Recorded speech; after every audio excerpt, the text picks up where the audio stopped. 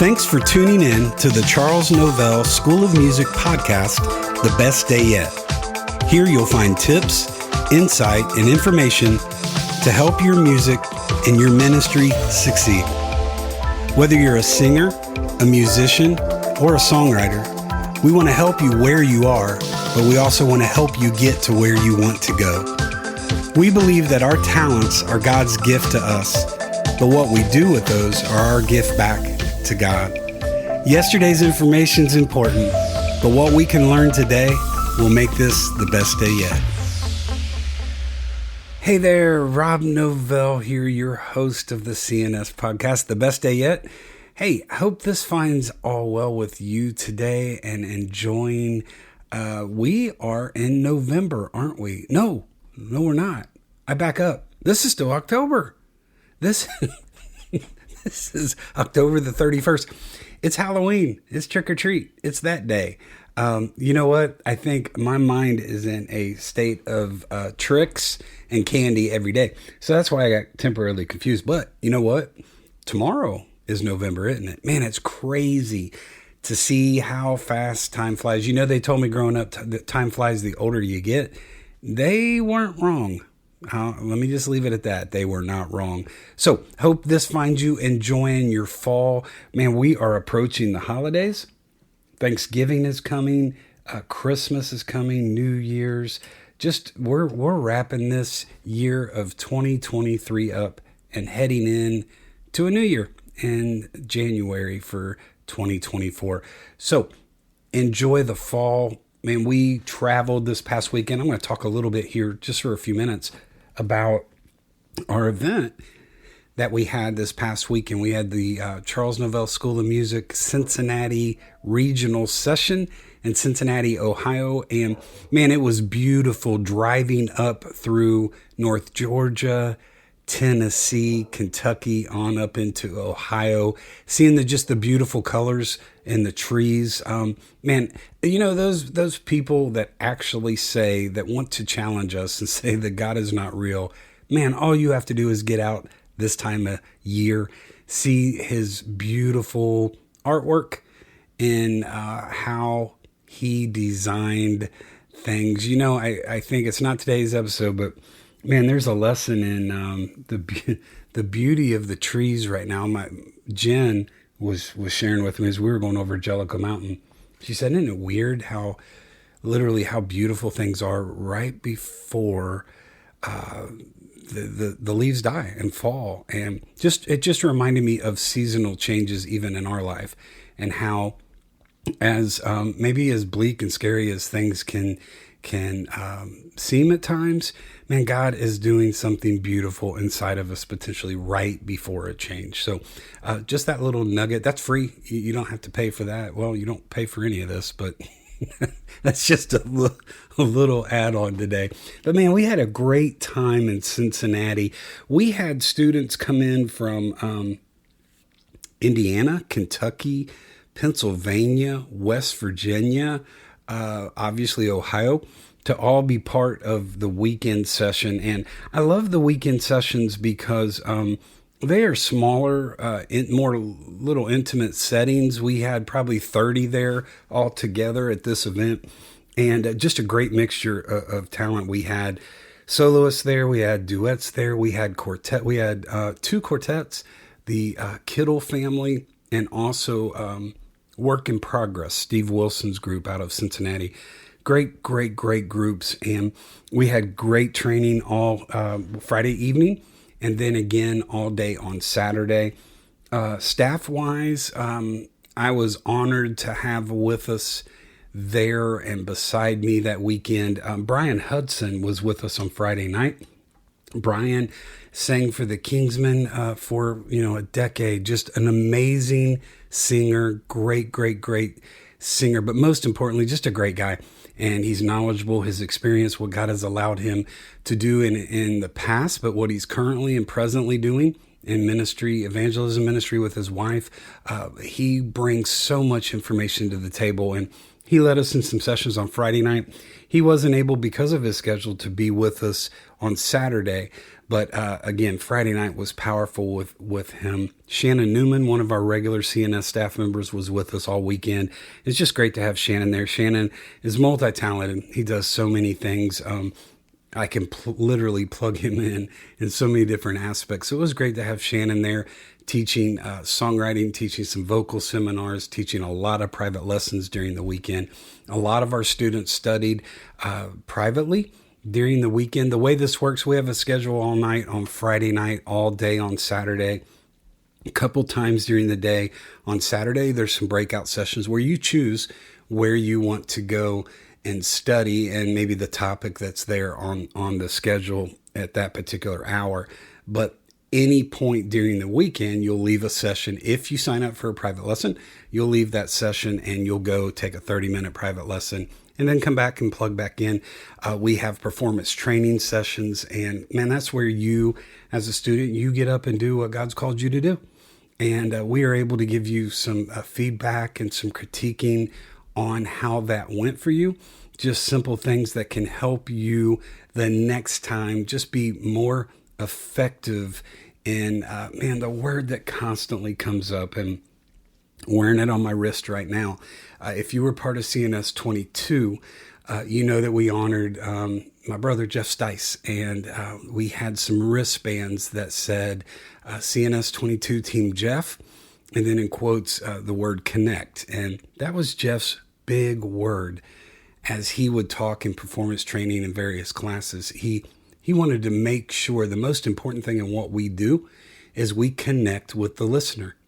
Man, we are sharing the most important story ever told, but if we can't connect what we are delivering with the ears and the hearts of the people that are listening, man, we're just tinkling brass. We're just wasting time. So it's very, very important that we connect, and we talk a lot about this in that performance training session. We also had Devin Ramon with us. Devin is a photographer and a social media manager. He was doing some sessions on social media and the importance of that. And I believe God spoke to me just here recently about a scripture in Nehemiah that says Ezra stood on a platform built for the occasion and preached the gospel. Y'all, that can be anywhere.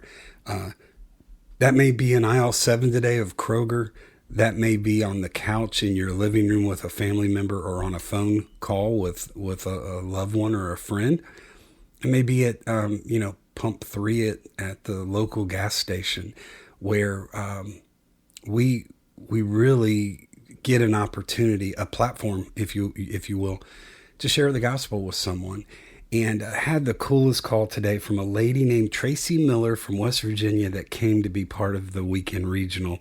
And she shared with me, she came with Deborah Hara, and they traveled over together, and they said they stopped for dinner and they were checking out, paying their bill.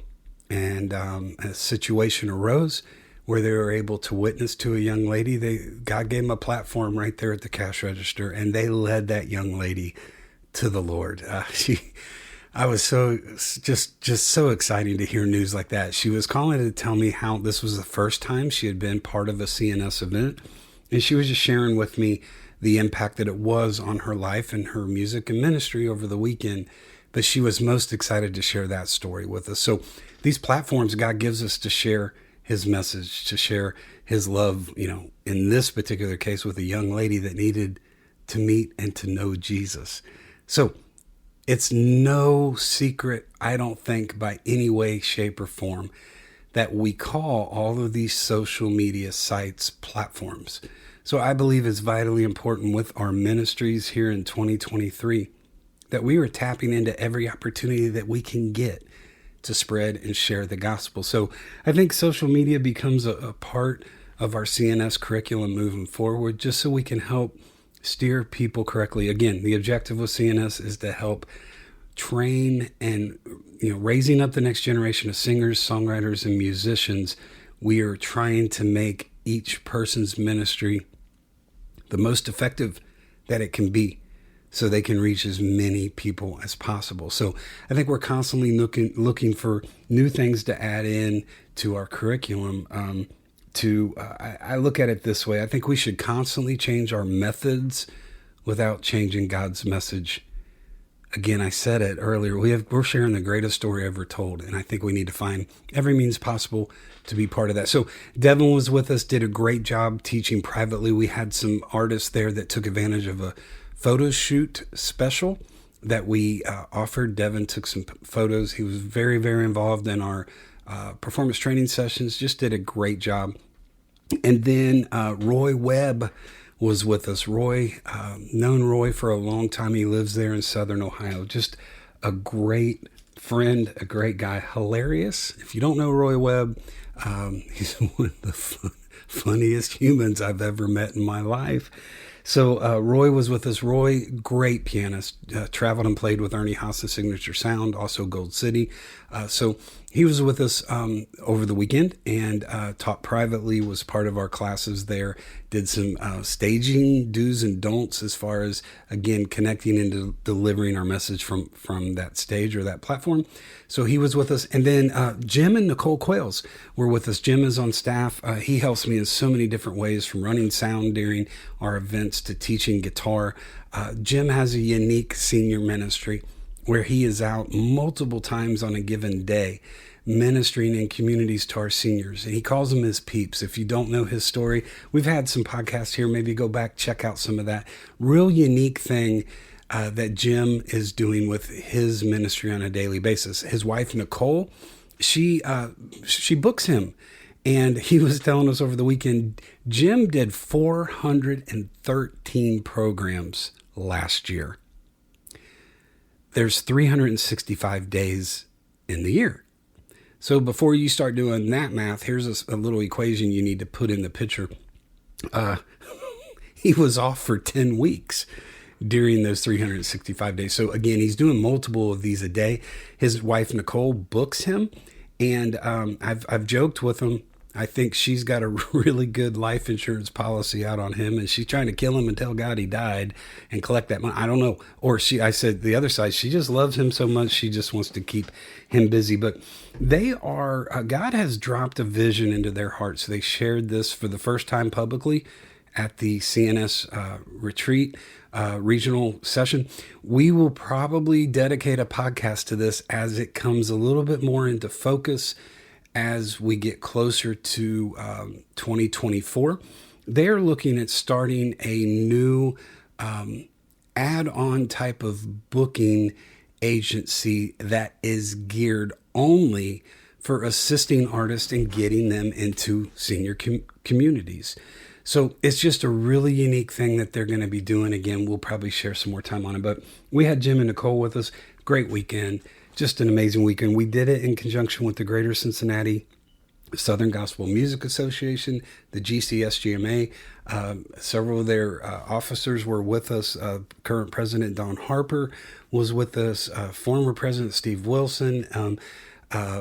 Steve Kittle was there, Paul Barber, just different kind of officers in the association. We had several ministries from the association. We had more people travel in, which was exciting because people were able to come regionally closer to home to be part of these weekend sessions. So just a great time. A lot of learning went forth. A lot of fun went forth. And so we kind of closed the door on that one, and we moved right in. We started promoting this week. Our next regional session is, we don't have any left for 2023. This next one will kind of be at the front of 2024, and it's going to be the CNS Central Florida Regional that will take place in Inverness, Florida at Victory Baptist Church with our own Pastor John Groves. Dr. John Groves is on staff at CNS. So we are in the staging plans, and registration is open. There's 6 students that I know that are already planning on registering and coming and being with us. It's going to be a great weekend in Central Florida, the 9th and 10th of February. So February 9 and 10, registration is open for that. There's more information at www.cnsmusic.com. Okay, So a little, just a bridge session today from, this is kind of following up on a session that we did at the Cincinnati Regional. And I couldn't really shake this since the weekend. We've done a couple episodes on this topic, but I think it's time to kind of circle back around. Y'all, I want to talk practice for a few minutes here. It's probably one of the most important things that we do or should be doing. Let me say it that way. It's one of the most important things that we should be doing on a daily basis. Man, we've tried to make it super, super easy here at CNS. In our teaching curriculum, we have different books that we offer. We have a beginning guitar book, a beginning piano book. These books are set up to teach you from the ground level up. If you know nothing about playing guitar or piano, we're going to teach you the unique approach with these books. These books are geared for the Christian or the gospel musician or player. So as you learn to play, you're learning to play hymns of the church and songs that you can actually turn around and play. I teach professionally on a given week, and I work out of a lot of different method books. And listen, there is nothing wrong with Alouetta and London Bridge and Jingle Bells and Yankee Doodle Dandy, but I purposely set these books aside, geared them towards the Christian musician. We have a music theory book. We have a vocal book called Sing High, Sing Low. We have an arrangement book of my dad, Charles Novell, that you can play handwritten manuscript typeset arrangements of Dr. Charles Novell, Dr. Dad, I call him. We have a Charles Novell improvisation book. Let's see, what else do we have? We have a sound and audio book. We have a book on the Nashville number system. Musicians out there, if you know nothing about that, man, it's just a great method of charting, reading, and playing music called the Nashville number system. So we have all these books, but we also have some vocal exercise CDs. We have them set up for every vocal part: alto, soprano, tenor, lead, baritone, bass. And these are exercise CDs that you can turn and begin in developing a daily practice routine. A daily practice routine. It's vitally important that we are making steps and moving forward on a daily basis. So at the beginning of our session, I asked them a couple questions. I asked them what does practice mean to you? Why should we practice? And the answers were great. They were exactly what I was looking for. We should, one of the responses, we should get better at what we do. Another was obviously, kind of the same thing, to improve what we do. Learn something new. Get better every day, improve, learn something new. These were all great answers. And that's exactly why we should be practicing every day. I mentioned earlier, kind of the company line here, our mission statement is, man, we are here to help people be more effective in their music so they can be more effective in their ministry. So you should be developing things and learning and doing new things every day. I kind of compared it, 1 Thessalonians 5:17 is that scripture that says to pray without ceasing. And that was right out of the King James Version. I like to say the RNV, the Rob Novell version of 5:17 in 1 Thessalonians says, practice without ceasing. Praying without ceasing doesn't mean we are on our knees 24/7 calling out to God. Now, there are those times during the day that I do have special one-on-one alone time, God and I. And you know what? I've heard him talk to me in those situations, but I've also, throughout the course of my day, there are multiple times that I'm in a mindset of prayer. And I think that's truly what the pray without ceasing means. It should be a lifestyle. It shouldn't just be 911. We should not treat God like a call to 911, help, help, help, or treat him like Santa. Hey, I want. It shouldn't be help, help, help. I want. It should be, hey, God, I want to talk. You're my Father. You're my Heavenly Father, and I want to have just a little conversation with you right now. So praying without ceasing should become a lifestyle. I believe practicing without ceasing, same thing, should just become a lifestyle. It should become part of what we do. I like to say it this way: we shouldn't endure what we are called to do. We should enjoy it. So I know in this area of practice, so many times people have said, man, it's just so hard, Rob. Schedules, life. I get it. I totally understand. Listen, I am Charles Robert Novell II. All I know, because it's been patterned in front of me and was for 50 years. My dad was a go kind of guy. I'm the same way. I'm happy when I'm busy. So I get it. I get schedules. I get having things. I get deadlines. I get commitments. I understand all of that because I'm an adult. I deal with the exact same thing. But I find time and opportunities find me for practice. There are situations that will happen in my day. Like, later today, I will be teaching. I've got 12 students that I will teach tonight. There's an outside shot somebody's going to need to. Well, I know of one. They're involved in. There's a revival that's broke out in Gainesville, Georgia, down here by us, and they attended that last week, and it was just a couple days, and this thing is continuing to go. So I got a text earlier that they would not be at lessons tonight because they're going back to the revival, and praise God for revival breaking out. We obviously need that to happen. So they're going to be at the revival. I can't get there and back in 30 minutes. So I'm going to be in my teaching studio for 30 minutes a little later this evening. And here's the thing. I could sit there and play on my phone. That distraction is there. I could do that. Or I'm in my teaching studio. I have a piano. I have a bass guitar. I have an acoustic guitar. I have an electric guitar. I have all these instruments right there beside me that I use to teach with. It would be a crying shame for me to waste a 30-minute opportunity to do something today to perfect and get better and learn something new and develop something inside of Rob to make Rob's music more effective. So find times to practice. You don't have to be at your instrument to practice. I've heard it said this way. It was John Wooden, the basketball coach, UCLA, numerous consecutive championships in a row. Great mind in the sport of basketball. And he said it this way: we play like we practice. There is so much truth to that to relate to our music. Obviously, we play like we practice. I like to think of even a step before that. If we play like we practice, then we practice like we prepare. So I believe this way. I believe we can be in a mindset of practice even when we are away from our instrument, or we are not in a situation where we could whip out one of those vocal exercise CDs that I talked about, maybe in your cubicle at work, and start me. You may